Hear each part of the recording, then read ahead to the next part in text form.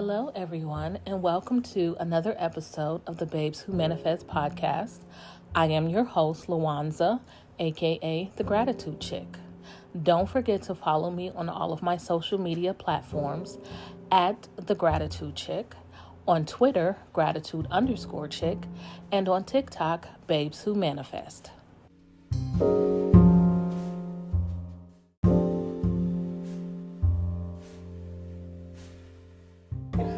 Hello, everyone, and I should say welcome back, but also welcome back to me. After I finished the Rich Bitch Chick series, I took about a little bit over a week off from recording. I was recording that series and then the Manifesting in the Bible series. It was just a lot, so I took about a week off to refresh, and now I'm back. The Rich Bitch Chick series is over, so now I'm going to concentrate on manifesting in the Bible.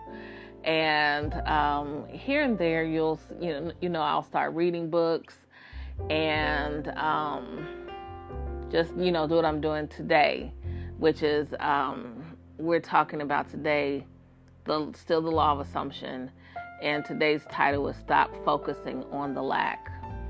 A lot of times when we don't see our manifestations, it is because we are focusing on the fact that we don't see our manifestations. With the law of assumption, the entire premise of the law of assumption is to feel the feeling of the wish fulfilled. It is to live in the end. It is to persist in the assumption that what you want is done. That is the entire premise. It is simple. It is not convoluted like the law of attraction. And even as I say that, I don't think that the law of attraction is convoluted. But I do think that a lot of times when you're trying to pull things outside of you, it gets a little too involved, which is why people get frustrated when trying to manifest with the law of attraction, and only sometimes they get what they want. With the law of assumption, it is literally you working with you internally. So when you ask, the first thing I always tell you is to be clear and concise on what it is that you want. So when you ask for something and you are very clear and you are to the point, to the period of what it is that you want, that's the very first and most important step. The second step is to persist. And what do I mean by persist? Live in the end. Believe that what you want is here. Align yourself to the version of yourself that knows that it's done. And how do you do that? How do you align yourself with what it is that you want? Whether it's money, a person, a car, a house, whatever it is. How do you align yourself? When you're starting out, you need to do specific things like saying affirmations, doing scripting, doing visualization to kind of bring your awareness to the fact that what you desire is a done deal. So you have to do those steps. There are people like Oprah Winfrey who says, hey, I don't have to do anything. I literally say it and it's done. Why? Because she not only has done it all her life as a practice, but she has a plethora of things, in the past that she can pull from and say, oh yeah, I remember when I said I wanted this and it happened. Oh yeah, I remember when I said I wanted this and it happened. So Oprah Winfrey is a shining example of a person who does not have to say affirmations, who doesn't have to script, who doesn't have to visualize. She literally says this is what she wants, and it happens because she's done it too many times for her to have any kind of lack, any kind of belief in lack. So she is where that kind of mindset is where we're going to work towards. But today, until we can get to that level, we have to work with the tools that we have. For me, of course, I am not where Oprah is. I'm working on getting there. But for right now, I am using the tools that I have. Every day, I do a couple things. I am doing the 369 method. And again, it's not necessarily for anything tangible. I am using the 369 method combined with the 17-second technique to get my mind into holding my affirming statement as truth, as my belief. That is my purpose of using the 369 method. Simply because, and I chose this instead of like the 33 by 3 and all of the other ones, because I can do this 3 times a day. And to me, the more I hold the affirming thought in my mind, the more it is my belief. And I know this to be true because my first affirming statement of this year, I have come back to it several times. And that is now my belief, which is money comes to me quickly and easily. And I am so grateful. That is a true statement for me. And another one is, I can absolutely have anything that I want, and I am so grateful. And what I have noticed what I'm noticing now in my life is that if there comes any doubt because I'm not seeing what it is that I want in my 3D reality, as people call it, and I just call it my physical reality, if I'm not seeing it right now today, that's where lack comes from. If you ask for, I don't know, a certain amount of money, and that money has not shown up today, you are noticing that you are lacking what you've asked for. And that's how doubt settles in. So for me, when the doubt tries to come, those affirmations are right there in my mind and they pop up instantly. The first one that pops up instantly is, I can absolutely have anything that I want, and I am so grateful. Because it is a statement of fact and truth for anything in every arena of my life, no matter what it is. Losing weight, being healthy, getting wealthy, having a husband, traveling the world, whatever it is that I want to do, that statement is universal for me. And that is why I use that one as my first affirming statement, because it is universal. I'm sorry, it wasn't my affirming statement, it is my affirmation. My first affirming statement is, money comes to me quickly and easily. That is, again, is true for me. So the purpose of me coming on here today talking about this is because for myself, I've noticed that what I've been asking for this time is taking a little bit longer to come into my reality.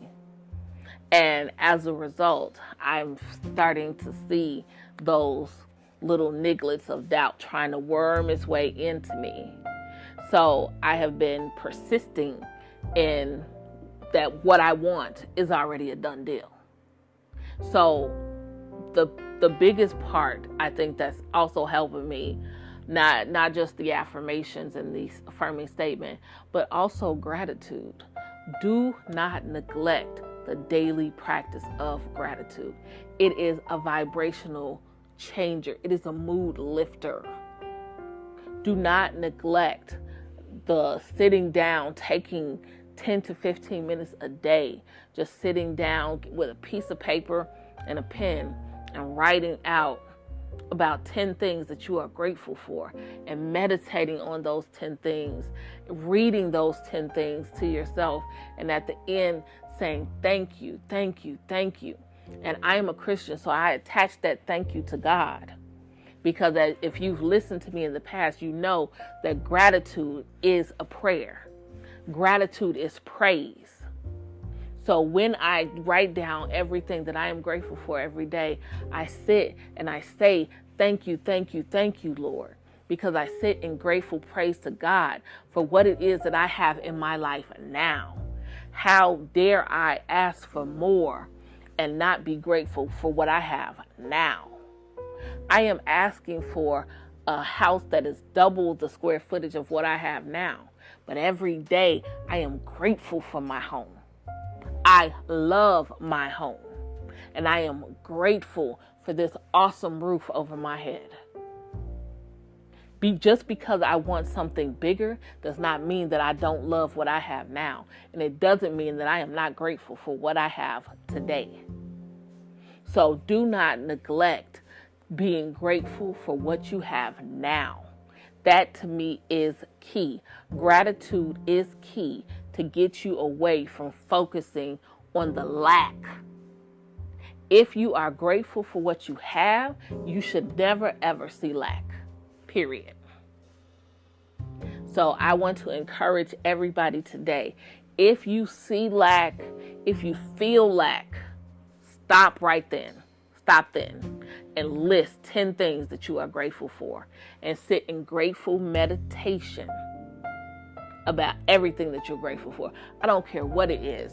It could be not just your house, your car. It could be your great health. Every day, one of my very first things that I write down on my list is, I am so happy and grateful for another day of life. It is my joy and my pleasure to live another wonderful day. And I write that every day simply because when I was 28, I lived an entire year where my only prayer was for death. That entire year, I prayed to die. That is all that I wanted at 28. So every day now, since I learned about gratitude, I thank God every day for life. I do. Just simply because I lived an entire year asking for death. And it is only the grace of God that I am still here almost 20 years later. And He did not grant the request that I lived in, I felt, I believed, I soaked in that. So for that, every day, I say, I thank you. I am so happy and grateful to be alive today. It is my joy and my pleasure to live another wonderful day. Thank you, thank you, thank you, Lord, for another day of life. That is how I start off my gratefuls every day. So find what is around you living in your life today that you can be thankful for. Pour your feelings of gratitude into it. When you are focused on what you are grateful for now, and when you are focused on living in the end of what you are visualizing, those two will merge and you will get what you want. Persist. Persistence and gratitude are the key to manifesting what you want with the law of assumption. Be grateful for today and persist in what it is that you want for today as well. I hope that what I have said has made some sense to you. Thank you guys for always tuning in to listen to me ramble. I appreciate it. And as always, don't forget to add gratitude as a part of your daily life. I promise you, your life will change once you add the daily practice of gratitude to your life. Have a blessed day.